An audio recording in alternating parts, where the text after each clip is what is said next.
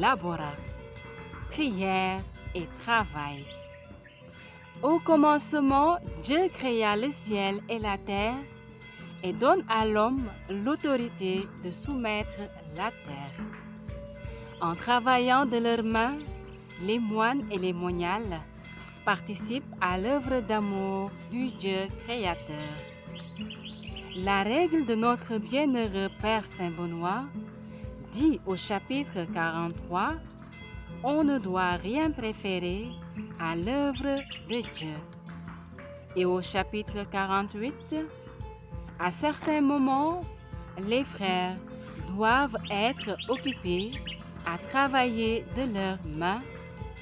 À d'autres moments, ils doivent être occupés à la lecture de la parole de Dieu. Dans cette vidéo, vous découvrirez ce que veut dire ora et labora dans la vie des moines et des moniales des différents monastères d'Afrique.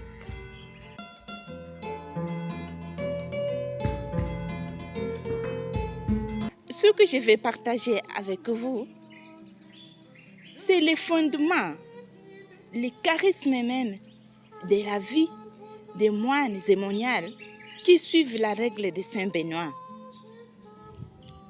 La racine de la vie monastique, c'est la recherche de Dieu. Vous me direz, mais tu l'as perdu où? Non, il n'est pas perdu quelque part. Non. Mais Dieu se donne à l'homme. L'homme embrasse Dieu qui se donne à lui.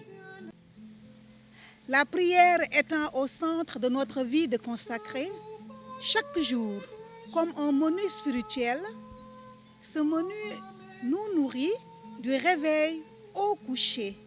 Et ce menu nous donne de savourer la présence aimante et transformante de Dieu et de nous écrier avec reconnaissance en disant « Seigneur, en ta présence, que de bonheur !»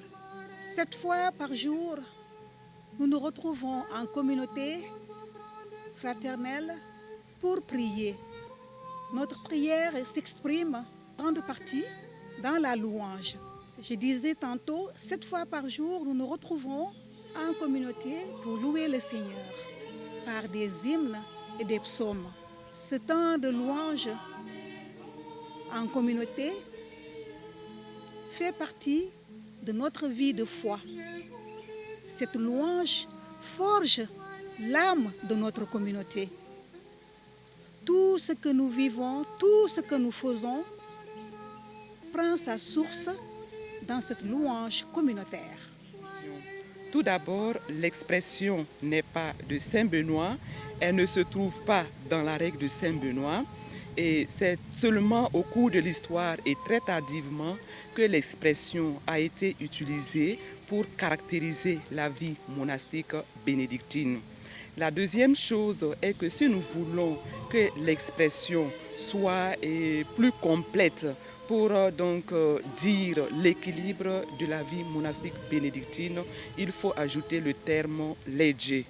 Ora et labora et legge. Et donc le troisième terme que j'ai ajouté, ora et labora et legge. Donc la lectio divina est un élément très important que toute la tradition monastique et Saint Benoît lui-même nous transmet comme moyen important pour aider le moine à s'enraciner dans la vie monastique.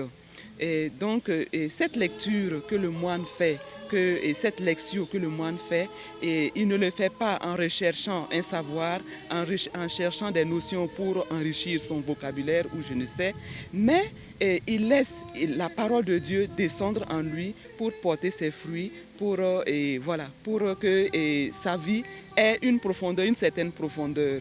Et aussi, s'il ne fait pas la lectio divina, comment il peut découvrir toute la tradition? Parce que la vie monastique aussi, dans la vie monastique, on entre dans une tradition. Alors, à travers la lectio, il découvre toute la tradition monastique qu'il va faire sien. Voilà. Et il les enracine dans sa vie. Et c'est ainsi qu'il mène une vie monastique et profonde qui a une valeur. Je vais vous citer une chose.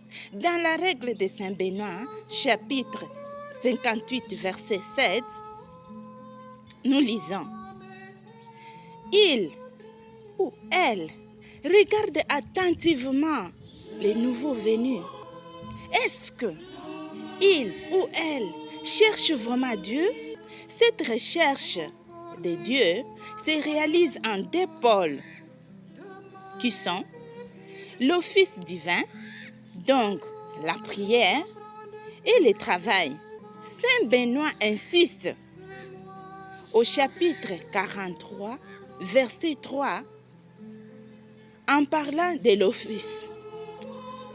Il dit: donc, on ne doit rien préférer au service de Dieu, donc à la prière.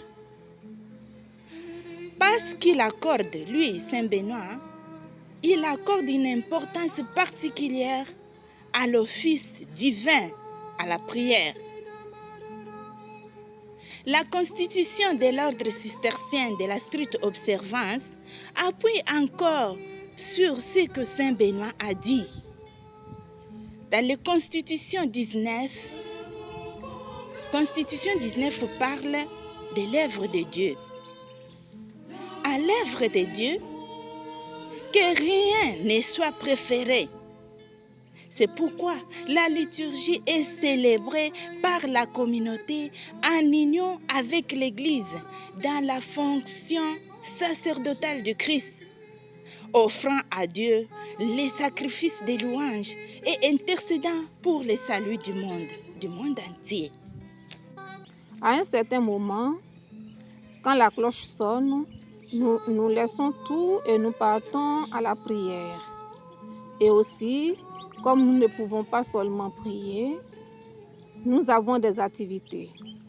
Donc, l'activité intellectuelle qui est un travail pour nous et l'activité manuelle. L'activité intellectuelle nous permet d'étudier les Écritures saintes et d'autres matières afin de répondre aux besoins de nos frères et sœurs qui nous approchent. Et l'activité manuelle, c'est une manière de participer à la vie de l'humanité. Ça nous permet de gagner notre pain, non seulement notre pain, mais aussi de pouvoir partager avec les indigènes. Donc, les deux activités ne sont pas deux activités distinctes, car c'est dans la prière que nous puisons l'énergie pour accomplir le travail qui nous est confié. Parce que dans la vie monastique, on ne choisit pas son travail, on le reçoit du supérieur. Donc je ne fais pas le travail qui me plaît, mais le travail demandé par le supérieur ou la supérieure. La prière la plus importante pour nous, c'est la célébration eucharistique. La prière par excellence de l'Église.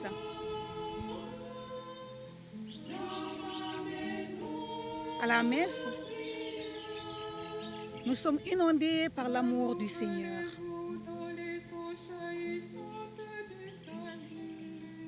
Nous recevons de Dieu la grâce et le bonheur de nous aimer sincèrement les unes les autres, tout en lui offrant l'humanité entière en quête de bien-être, de justice et de paix. Sans oublier de rendre grâce à Dieu pour tous ses bienfaits. Vous entendez des cloches au monastère qui appellent et qui rappellent et appellent qu'il est l'heure. Il faut prier.